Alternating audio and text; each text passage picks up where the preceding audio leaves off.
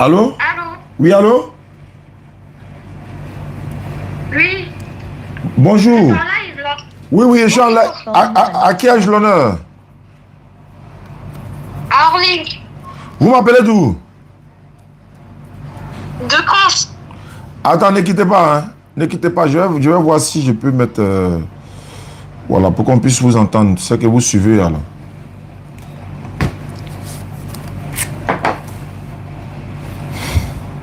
Phone 1 connected. Voilà, allô, ma soeur? Allô? Oui, je vous écoute alors. Vous êtes musulmane ou chrétienne? Je suis chrétienne. Qu'est-ce que je peux faire pour vous, ma soeur? Bah, j'ai vu que vous étiez en live, vous posez des questions. Du D'accord. coup, ça m'intéressait ce que vous dites. D'accord, je vous écoute alors. D'accord, j'ai juste une question pour vous. Avant de commencer le live, j'ai quelques questions. C'est de savoir déjà comment ça fonctionne le live. C'est vous poser des questions et on répond par oui ou par non, c'est ça?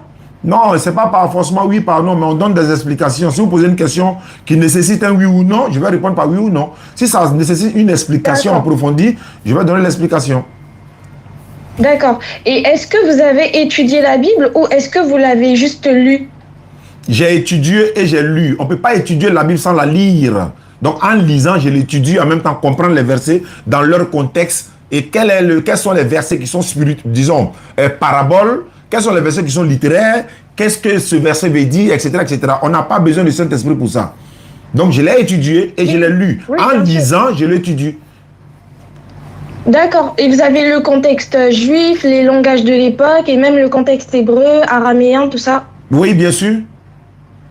Ok. Bon, ben c'est bon. Est-ce que vous avez des questions par rapport à ce que vous disiez tout à l'heure, par exemple? Ici, si j'ai des questions, moi je veux savoir, quand vous me parlez de, est-ce que j'ai lu la Bible, de quelle Bible vous parlez? Parce que moi j'en ai 17 versions de Bible différentes les uns les autres. J'ai même ce qu'on appelle le Wumash ici. Le Wumash est considéré comme la Torah, mais elle est quittée en Israël pour venir. C'est comme les 5 livres de l'Ancien Testament. Genèse, l'Exode, Lévitique, le Nombre, le Deutéronome, traduite en hébreu, et etc., etc. Et en français, je l'ai ici.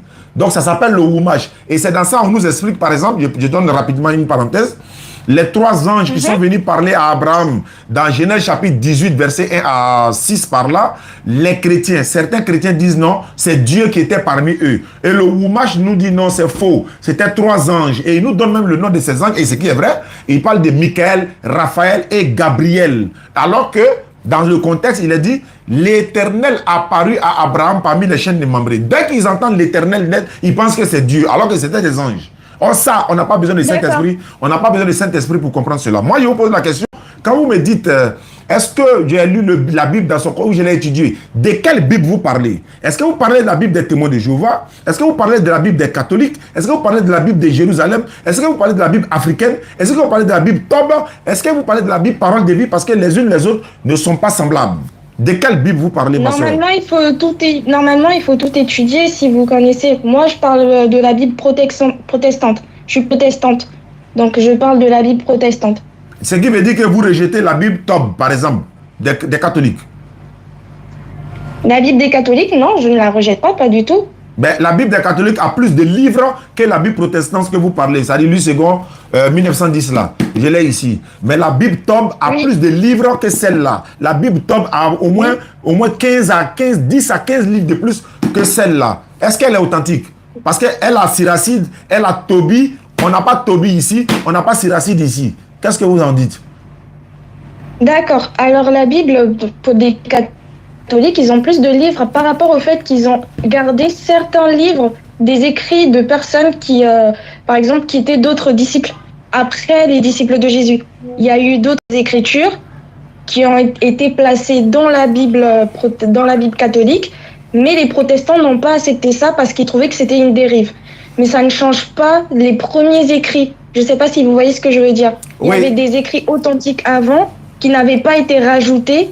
Et les protestants ont jugé que les catholiques avaient dérivé à un moment donné parce qu'ils ont rajouté des choses qui n'étaient pas dans les écrits authentiques. Et donc, dans ce cas-là, ça créait une division. Les protestants sont partis de leur côté et d'autres, je pense que vous connaissez qu'il y a beaucoup d'autres branches. Il y a beaucoup de personnes qui ont jugé que il y a des choses qui ont été rajoutées, qui étaient de l'idolâtrie et autres, ou d'autres personnes qui ont dit ouais non c'est pas comme ça, donc ça créait beaucoup de divergences et de beaucoup de branches dans le christianisme. Mais Oui. sinon les écrits authentiques, ça reste dans la Bible protestante. Ouais, moi j'aimerais savoir, c'est quelle Bible qui est authentique parmi toutes ces Bibles-là alors? C'est laquelle des Bibles qui est authentique? Parce que la Bible des témoins de Jéhovah, par exemple, est-ce que vous croyez à la Bible des témoins de Jéhovah? Alors la Bible des témoins de Jéhovah, c'est une dérive parce que, excusez-moi les témoins de Jéhovah qui sont dans le live, pour moi c'est une dérive parce que justement ça a commencé à exister à cause du prophète qui s'est annoncé. Il y a un prophète qui s'est annoncé pour les témoins de Jéhovah et c'est lui que les témoins de Jéhovah suivent. Je sais plus exactement c'est qui son nom, mais s'il n'avait pas existé, il n'y aurait pas les témoins de Jéhovah. Vous voyez, c'est revenu bien après. Les protestants par contre, ils suivent les écrits authentiques qui étaient là. Par exemple, dans la Bible protestante, ça contient les 5 livres de Moïse que vous aussi vous avez, mais avec une autre version. Maman! Je crois que vous téléchargez les 5.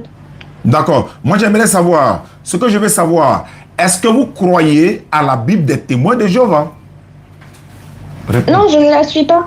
Non, pas du tout. Parce que dans la Bible des témoins de Jéhovah, il y a au moins 17 versions, disons 17 versets de la Bible qui sont coupés dans la Bible des témoins de Jéhovah. Et ces versets-là existent dans ta Bible protestante, Louis II par exemple. Oui. Parce que, voilà. Donc, qu'est-ce que moi, musulman par exemple, quelle est la Bible parmi toutes ces Bibles-là à laquelle je dois croire? En soi, je dirais que quand moi j'ai étudié, moi je vous dis par rapport à moi ce que j'ai étudié. Moi, ce que j'ai étudié, il n'y a pas eu de modification, il y a eu juste des rajouts de livres. Vous voyez ce que je veux dire? Ou alors des personnes qui retirent des livres. Donc, comme vous m'avez dit, par exemple, pour la Bible des témoins de Jéhovah, ça reste la même Bible, mais ils ont retiré des parties. D'accord. Donc, en soi... Voilà, ils ont, je vais rapidement. Ils ont retiré des parties, je suis d'accord, mais l'Apocalypse 22, 18, 19, 20 dit, si quelqu'un retranche des paroles dans ce livre-là, la malédiction de Dieu sera sur lui et c'est-à-dire qu'il lui sera retranché également dans sa vie future. Donc, c'est comme si c'est une malédiction de Dieu. Apocalypse chapitre 19 ou bien 20. Explique. Donc, mais moi je me demande, mais la Bible dit de ne pas retrancher ni ajouter. Mais vous venez de dire qu'ils ont retranché. Mais quand ils retranchent quand ils veulent, ils ajoutent quand ils veulent, ils modifient comme ils veulent, ils ramènent quand ils veulent. Est-ce que moi, musulman, dois-je croire à l'une de ces documents, ou de ces documents qui sont falsifiés, de bout en bout? C'est-à-dire qu'elle est truffée de contradictions, c'est-à-dire qu'elle est complètement contradictoire. Beaucoup de pasteurs en Côte d'Ivoire et un peu partout dans le monde sont d'accord avec nous que la Bible se contredit et la Bible n'est pas dans sa totalité la parole de Dieu, parce qu'il n'y a pas une seule Bible, une seule version. L'autre version contredit l'autre. Matthieu va contredire Marc, Luc va contredire Jean, etc., etc. Il y a même dans votre Bible, ma soeur protestante que vous avez actuellement, quand on regarde 1 Samuel chapitre 13 verset 1, on voit qu'il est écrit, le Dieu de la Bible dit, Saül était âgé de ... lorsqu'il devient roi. Et il avait régné 2 ans sur Israël. Nous nous posons la question. Saül était âgé de ... Oui. Qui a oublié l'âge de Saül? La Bible de Jérusalem nous explique. L'âge, dans la note explicative, bien sûr, l'âge de Saül n'étant pas mentionné, ce qui est absurde. Et la Bible dit c'est absurde. On dit l'âge de Saül n'étant pas mentionné ou a disparu accidentellement de texte. Mais non, mais ça n'existe pas en islam, ça. Dans le Coran, même si le texte a disparu dans le Coran, les mémorisants du Coran sont là. Les mémorisateurs du Coran sont là. Voilà pourquoi sur la planète Terre, il n'y a pas un homme, un être humain qui peut mémoriser. Ne serait-ce que le seul livre de Matthieu, pas toute la Bible. Le seul livre de Matthieu, Matthieu seul. C'est-à-dire Matthieu 1 jusqu'à la fin, Matthieu 28, ça s'arrête à 28. Il ne peut pas mémoriser. Alors que dans la Bible, disons, chez nous musulmans, les Hafiz du Coran, je les salue au passage, ils ont mémorisé tout le Coran, 114 sourates, 6236 versets dans leur tête. Si ça ne vient pas de l'Éternel, le Seigneur de l'univers, personne ne peut le faire. Ce qui n'est pas le cas de la Bible. Voilà pourquoi dans la Bible, il y a beaucoup de contradictions et des erreurs et pas possible. Voilà pourquoi ce document que j'ai acheté il n'y a même pas longtemps, on me dit les Bibles et le Coran. C'est le titre du livre. Les Bibles et le Coran. Quand tu lis ça, beaucoup d'enseignements y sont. Ma soeur, vous êtes chrétienne, je suppose. Oui, je suis chrétienne. Je veux savoir, Jésus-Christ, a-t-il été chrétien de base ou c'est lui qui a envoyé le christianisme? Juste savoir. Le christianisme, le mot chrétien, c'est une moquerie de base. Merci beaucoup pour ta franchise. Oui, c'est une franchise. Phone 1 Donc, disconnected. Phone 2 disconnected. Ou pas? j'ai pas compris. Non, attends, ne quittez pas. Attends, ne quittez pas. Il y a quelqu'un qui essaie de m'appeler. Voilà, il appelle en train et puis voilà, je vais vous Phone 1 connected. je vais vous connecter tout à l'heure. Voilà, je pense que c'est bon. Donc, je dis merci pour votre franchise. C'est une moquerie. Donc, moi, je confirme que oui, ce que vous dites est vrai. Et je vais aller plus loin pour dire Jésus-Christ n'a jamais été chrétien. Ça fait un. Il n'a jamais entendu le mot chrétien de toute sa vie. Ça fait deux. Troisièmement, ce n'est pas lui qui a envoyé le christianisme. Le christianisme est venu après que Jésus soit passé. Alors que c'est Allah qui nous a appelés musulmans. Dans ce livre-là, c'est lui qui nous a donné le nom islam. C'est lui qui a donné le nom du Coran. C'est comme par exemple, la Bible ne porte pas le nom de la Bible. Ça, c'est scandaleux ça. Par là comme du docteur Abdoumadi. Mais c'est scandaleux ça. La Bible ne porte pas le nom de la Bible. Mais le Coran porte le nom du Coran.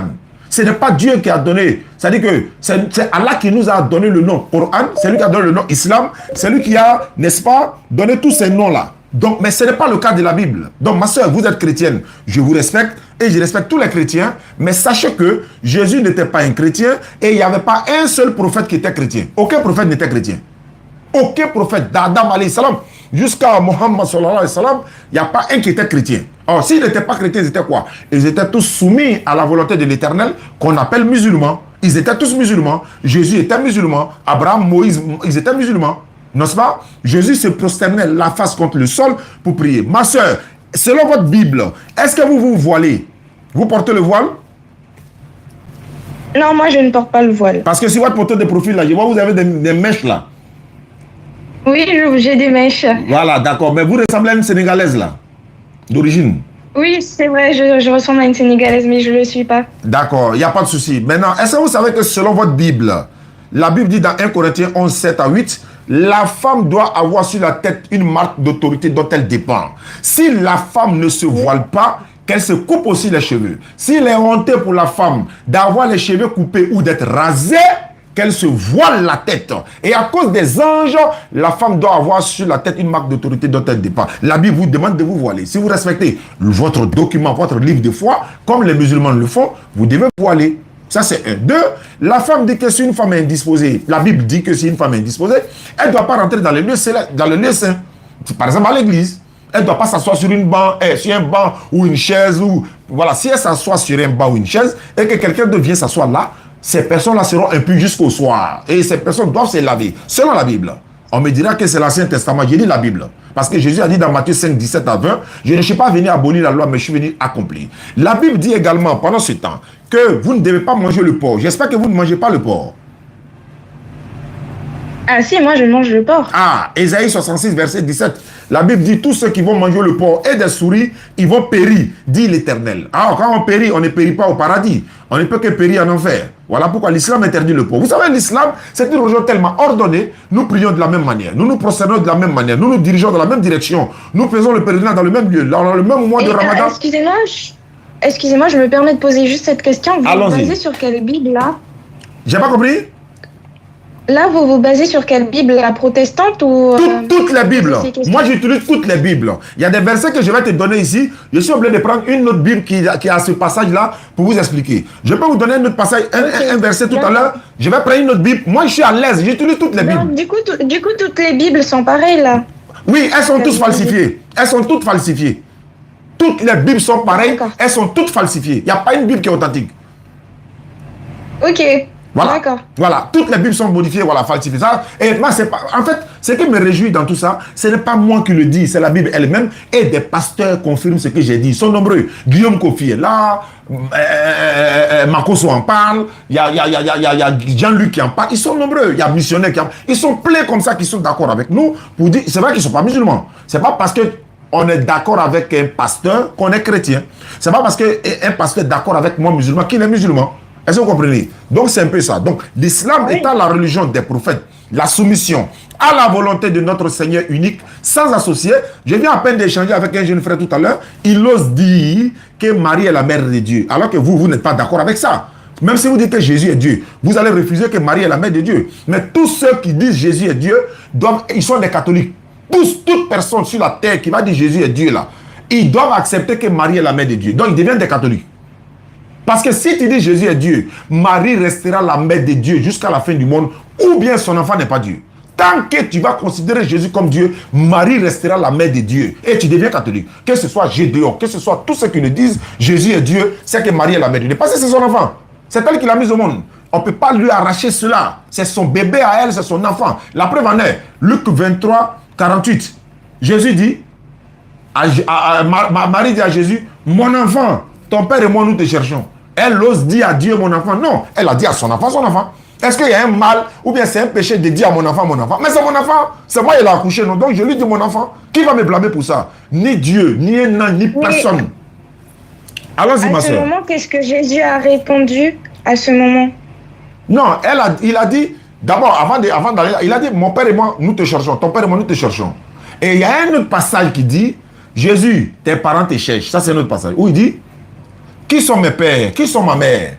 Ma mère sont ceux qui écoutent la parole de Dieu. Voilà, ceux qui sont, en passant la messe sur ses disciples, il dit, ce sont ceux qui sont... Sur ce passage où il le cherche et il le trouve dans l'église, qu'est-ce que Jésus a répondu? Voilà, je vais lire le passage. Je vais lire le passage rapidement.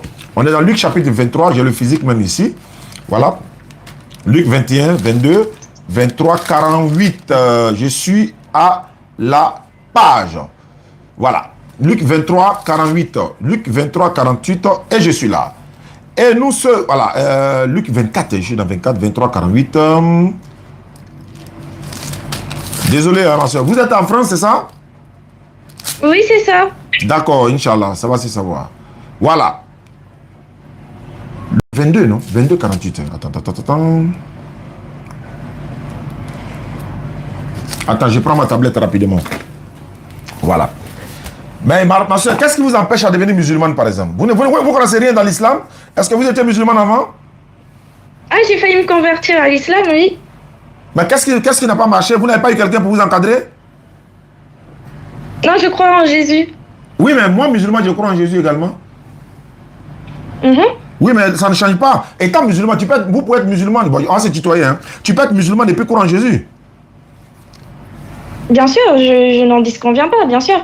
Voilà. En soi... Voilà, c'est pas Luc 23, Luc 2, 48. Je suis à la page. Quand ses parents le virent, il fut saisi d'étonnement. Sa mère lui dit, mon enfant, pourquoi as-tu agi de la sorte avec nous? Voici, ton père et moi, nous te cherchons avec angoisse. Jésus, c'est-à-dire, il leur dit, pourquoi me cherchez-vous? Ne saviez-vous pas qu'il faut que je m'occupe des affaires de mon père? Est-ce que vous savez ce que ça veut dire? C'est-à-dire qu'elle dit, ton papa et moi, nous te cherchons. Et puis il dit, vous ne savez pas que je dois m'occuper des affaires de mon père? Il y a deux pères ici. Son père adoptif, c'est Jésus. Son père, de façon spirituelle, pas engendré, hein, de façon spirituelle, c'est Dieu. Pareil, dans la Bible, tout le monde est fils de Dieu. Donc, il parle des deux pères ici. Ton père et moi, on te cherche. Premier père. Il dit, mais pourquoi vous me cherchez? Vous ne savez pas que je dois m'occuper des affaires de mon père. En d'autres termes, il parle de Dieu, mais pas pour autant pour être son père biologique. Voilà ce qu'il a dit ici. Mais il ne comprit pas ce qu'il leur disait. Puis, il descendit avec eux pour aller à Nazareth. Il leur était soumis. Écoute bien. Jésus leur était soumis à ses parents. Hein. Il leur était soumis. Sa mère gardait toutes ces choses dans son cœur. Et Jésus croissait en sagesse, en stature et en grâce devant Dieu et devant les hommes. Comment Dieu peut être soumis à ses parents? Comment Dieu peut être soumis aux hommes? C'est nous qui sommes soumis à l'Éternel. Mais il est Jésus. Je pense que... Ah, excuse-moi, je pense... Il n'y a pas de souci, allons-y. Non, il n'y a pas de problème, allons-y. Ouais. Je pense que sur ce sujet, moi, comment je le comprends, c'est plutôt qu'il est plus soumis à sa parole, parce que le premier commandement, c'est être soumis à son père et sa mère. Donc si lui, il vient en tant que... Je prends un exemple, hein, s'il vient en tant qu'être humain et qu'il ne respecte pas sa propre parole, bah, ça ne le fait pas. Oui, non, il n'est pas venu en tant qu'un être humain. Il est un être humain. C'est comme si, à la base, il n'est pas un être humain, mais il est venu. Non, c'est un être humain. Jean 8, 40. Jésus dit, dans d'autres Bibles, ce n'est pas dans toutes les Bibles. Jésus a dit, mais en réalité, ou encore, même maintenant, vous cherchez à me faire mourir. Moi, un homme qui vous a dit la vérité que j'ai entendu de Dieu. Et cela, Abraham ne l'a pas fait. Il dit, moi, un homme. Il n'a pas dit, je suis venu comme un homme. Non, hein? Moi, un homme. Jésus est un être humain. Depuis le jardin ou encore depuis le laboratoire de l'Éternel où il a créé, l'être humain, il est un être humain de base. Seulement, il n'a pas de père. Il n'a pas une autre nature que ça. Et la nature miraculeuse, la partie miraculeuse, c'est qu'il est né sans papa. Et voilà, il est né sans père. Il est humain. Sinon, c'est un être humain. Il n'est pas venu comme un être humain. Dieu ne vient pas. Dieu, de sa position, il gouverne tout. C'est pourquoi la Bible nous dit, on est dans Luc, hein? Regardez ce que Luc va dire, s'il vous plaît. Luc 24, verset 19. Regardez. Non, Luc, c'est pas Luc 24, Luc 16, un grand prophète. Voilà, Luc 16, verset 7 et 6. Parce qu'on dit, un grand prophète est apparu parmi nous et Dieu a visité son peuple. Voilà ça ici. Luc chapitre 7, verset 16. Il est écrit ceci. Tous furent saisis de crainte et ils glorifiaient Dieu en disant, un grand prophète a apparu parmi nous et Dieu a visité son peuple. Lui là, s'il n'arrive pas, je vais le bloquer. Hein. Attends, allô, n'écoute pas. Allô?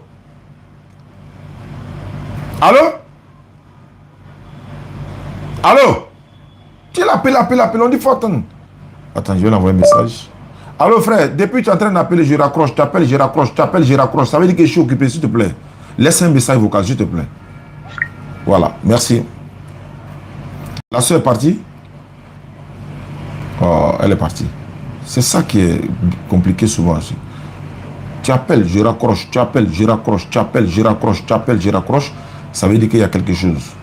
Bon, elle est partie. Je ne la retrouve plus. Voilà, elle est là. Voilà. Désolé, hein, famille, ce sont les aléas du direct, quoi. Voilà. Désolé, ma soeur, il reçoit tellement d'appels. Donc, j'étais en train de dire que tous furent qui saisirent de crainte, ils ont commencé à glorifier Dieu en disant, un grand prophète est apparu parmi nous et Dieu a visité son peuple. Dieu ne visite le peuple que par l'entremise ou encore par l'intermédiaire du prophète. C'est ce qui est là. Dieu ne vient pas sur terre. Non. Même dans la Bible, il est dit que Joseph devait mourir et il a dit à ses frères, Dieu va vous visiter. Dans la visite de Dieu, c'est comment on appelle ça? C'est Moïse qui est venu. Moïse est venu prendre les os de Joseph avec lui, car Joseph avait fait jurer les enfants d'Israël en leur disant, Dieu vous visitera. Le fait de visiter quelqu'un, c'est par l'intermédiaire. Quand on dit par exemple, Dieu a détruit Sodome et Gomorrhe. Dieu a détruit Sodome et Gomorrhe. Est-ce que c'est lui-même qui est venu sur la terre, prendre la terre, renverser? Non. C'est pas comme ça s'est passé. Est-ce que vous comprenez? Donc, Dieu détruit Sodome et Gomorrhe, il envoie des anges pour faire le travail. On dit le président de la République de Côte d'Ivoire, il a construit des routes, il a construit des ponts, il a construit des infrastructures. C'est pas lui qui a pris l'appel pour construire. Sur ce sujet, ça dépend. Parce que je pense que vous avez étudié, mais sur ce sujet, ça dépend parce qu'il a envoyé 2 anges. Il y avait un 3e ange que Abraham aurait reconnu comme Dieu. Oui, c'est ce que j'ai dit. Je ne sais pas si vous avez vu. Oui, non, il n'a pas reconnu comme Dieu. Il a simplement dit Seigneur. Il n'a pas dit Dieu. Oui. Parce que tout Seigneur dans la Bible n'est pas Dieu, ma soeur. Il y a beaucoup de seigneurs dans la Bible. Dans le langage juif, en fait, il faut regarder par rapport au langage juif et par rapport à... Là, c'est plutôt le grec à ce moment-là, je pense, ou l'hébreu, si je ne me trompe pas. En gros, à ce moment-là, il était bien en train de dire qu'il a reconnu Dieu. Non, c'est pas... On ne sait pas trop. Parce non, que... non, voilà. Ouais. Je ne vous interromps pas, mais je vais dire ceci. Le récit commence par Abraham étant assis pendant la chaleur du jour et il vit 3 hommes. Mais Dieu n'est pas un homme, ma soeur. Abraham a vu 3 hommes. Dieu n'est pas un homme. Alors de deux, on ne peut pas voir Dieu et vivre, selon la même Bible. Personne ne peut voir Dieu et vivre. Donc, ce n'est pas Dieu. Il a vu 3 hommes. Ce sont des anges qui ont pris des apparences humaines, qui partaient détruire Sodome et Gomorrhe. Il y a l'un d'eux qui devait guérir Saraï, l'autre partait maintenant pour 2. Ils étaient 3. Il y avait Raphaël, il y avait Michael, et puis il y avait Gabriel. C'était des anges, ce n'était pas des dieux. Parce que dans le récit, Abraham dit, il se prosterna devant eux. Et à un moment, il dit, l'Éternel, si tu veux passer auprès de moi, laisse son serviteur, va te donner de quoi manger. Il a préparé pour eux, et puis ils ont mangé. Dans la Bible, parole de vie, on dit qu'ils ont mangé 25 kilos de farine. Dieu va manger pour aller où? Non. Ce sont des anges. Comme je l'ai dit, ils partaient pour détruire Sodome et Gomorrhe. Les 2 sont partis. On dit, il y a un qui s'est retenu. Lui, il a dit, non, je reviendrai vers toi. Sa femme Sarah aura un enfant, etc., etc., etc. Il n'y avait pas Dieu parmi eux. C'est ce que je suis en train de vous dire. C'est le Wumash des Juifs. Vous avez parlé du langage des Juifs. Ce sont eux-mêmes qui nous expliquent pour dire que ce n'était pas Dieu, c'était des anges. Est-ce que vous comprenez? Quand vous parlez, vous vous appuyez sur les récits des Juifs. Moi aussi, je m'appuie sur ça. J'ai le Wumash ici, c'est écrit noir sur blanc. C'était des anges. Ils s'appellent Raphaël, Gabriel, Michael. Leurs noms sont là. Abraham, c'est pas parce qu'il a dit Seigneur ou l'Éternel. Ah, excusez-moi. Vas-y. Non, allons-y. Mais du coup, est-ce que les anges sont omniscients ou pas? Non, les anges ne sont pas omniscients. Dieu seul est omniscient. L'Éternel seul. Il est omniscient. Il connaît toutes choses. Parce que dans ce passage, le troisième ange en question que vous me dites, c'est des anges, connaissait ce que Sarai était en train de faire.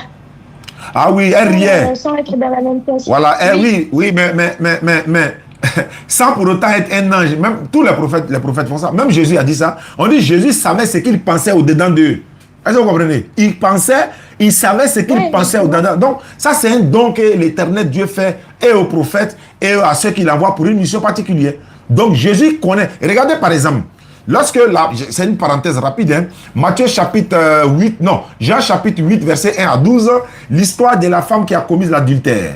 Lorsqu'il l'a envoyé à Jésus, et il devait tenter Jésus. Mais Jésus savait ce qu'il pensait au-dedans d'eux. Comment il a su? Alors qu'il est prophète, il n'est même pas. Ils sont là, il sait ce qu'ils pensent d'eux. C'est l'Éternel Dieu qui leur donne ce pouvoir-là. C'est pourquoi Jésus va dire dans Matthieu 28, 19. Vous ne trouvez pas que cet ange, il a un lien avec Jésus? Vous ne trouvez pas que cet ange, il a un lien avec Jésus?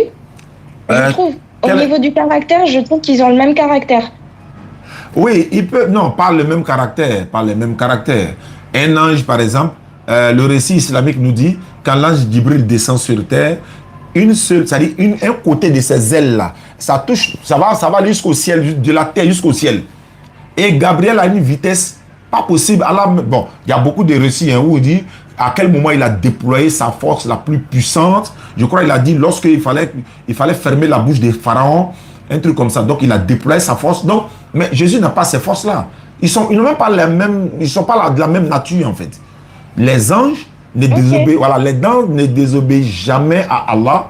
Hein, ils obéissent éternellement. Alors que les êtres humains, on a le choix. Nous et les génies, nous avons le choix. On peut décider du bien, du mal, le vrai, du faux. C'est-à-dire, on a le choix. Alors que Jésus fut un prophète, mais il n'y a pas de prophètes parmi les anges. Il n'y a que des messagers, puisqu'ils apportent des messages. Ils ne sont pas prophètes, les anges. Voilà. Maintenant, Jésus était un prophète et messager également. Donc, lui a été envoyé à un peuple, alors que les anges ne sont pas envoyés au peuple. Mais les génies sont envoyés à leur communauté de génies. Parce que la Bible ne parle pas des génies. Peut-être ça sont des choses. Quand vous allez devenir musulman, vous allez savoir ce que c'est que les génies. Voilà, vous voyez. Donc, ce sont des esprits également. Je ne compte pas devenir musulmane. Mais attends, vous ne voulez pas. Vous savez que si vous devenez musulman, votre salut est garanti selon le Coran, alors qu'étant chrétien, votre salut n'est pas garanti. Ah ouais, bien sûr. Ah ouais, bien sûr. Parce que il n'y a rien qui prouve dans le Coran. Si, il y a un passage qui le prouve dans le Coran que à vous musulmans entrez au paradis, mais il y a beaucoup d'autres passages qui demandent des conditions pour entrer. Mais quel passage qui demande? Mais attends, oui, madame, pour aller en France, là, vous avez rempli des conditions pour aller en France, c'est normal. Il y a des conditions, même dans la Bible. Oui, bien sûr. Alors, mais même dans la Bible, pour aller au paradis, il y a des conditions. Même mais il faut des conditions. Même pour aller à l'école, il y a des conditions. Pour avoir son visa, il y a des conditions. Pour avoir son passeport, il y a des conditions. Pour être un prédicateur, il y a des conditions. Pour aller manger, il y a des conditions. En toutes choses, il y a des conditions. Donc, ce n'est pas seulement pour le musulman pour entrer au paradis qu'il y a des conditions. Chez vous, la condition chez vous, c'est qu'il faut croire que Jésus est mort pour vous bouger. Hein? Il est venu se donner à chaque fois. En fait, c'est pas une condition, c'est une force plutôt qui nous aide. Parce que, en fait, de nous-mêmes, on ne peut pas. Et en fait, c'est une force qu'on nous donne de faire le bien, mais pas par nous-mêmes. Par notre propre force, c'est impossible. Aucun être humain ne peut arriver à être dans la droiture de Dieu sans la force de Dieu.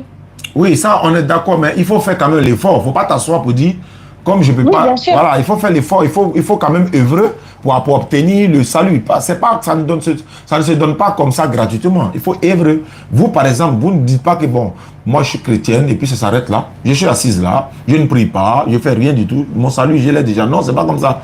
Il faut opter, hein, il faut exercer pour l'avoir, pour l'obtenir. C'est comme ça. En toute chose, c'est comme ça.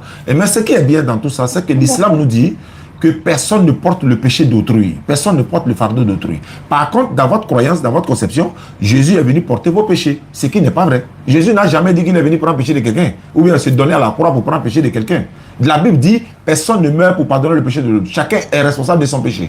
Deutéronome 24, le verset 16, Ézéchiel 18, verset 20 à 23. La Bible déclare clairement. Alors que vous pensez, vous femmes, par exemple, les femmes, voilà, vous êtes chrétiennes, je prends l'exemple sur vous, que Adam a péché, oui, selon la Bible, hein, oui, Adam a péché, et puis la femme aussi a commis, voilà, des erreurs, et Dieu dit, il va augmenter les douleurs de l'enfantement de la femme, et l'homme va travailler le ciel et son front. Bon, nous nous posons la question. les chrétiens et les femmes chrétiennes surtout disent, cette malédiction que Dieu a mise sur elle, selon elle, Jésus vient mourir pour prendre toutes ces malédictions-là. En d'autres termes, n'eût été la mort et la résurrection de Jésus, cette malédiction que Dieu a mise sur elle n'allait pas finir. Maintenant, comme elle croit que Jésus est venu prendre cette malédiction, selon elle, pourquoi les femmes chrétiennes continuent d'accoucher avec douleur, malgré qu'elles croient en Jésus? Moi, je veux savoir quoi. Vous m'expliquez ça comment? Est-ce que vous vous basez sur ce que les chrétiens disent ou sur l'étude biblique? Mais l'étude biblique n'a jamais dit ça. C'est vous qui avez peut-être mal compris. La même Oui, l'étude biblique n'a jamais dit ça. Non. Oui, la même. Je confirme. Oui, bien sûr. Mais si l'étude biblique n'a jamais dit ça, mais c'est un enseignement des chrétiens pour dire comme Adam a péché. Attends, vous ne croyez pas que Adam a péché et que c'est ce péché-là qui vous suit? En fait, ça a peut-être mal expliqué ce qu'on vous a dit, mais on parle du péché originel. C'est des péchés originels que je parle. Oui. Alors, le péché originel, vous savez c'est quoi, vu que vous avez étudié? Oui, non, ça n'existe pas en islam, ça. Il n'y a pas le péché originel en islam. Non, on n'a pas... Non, ce que vous... Voilà. J'ai pas compris?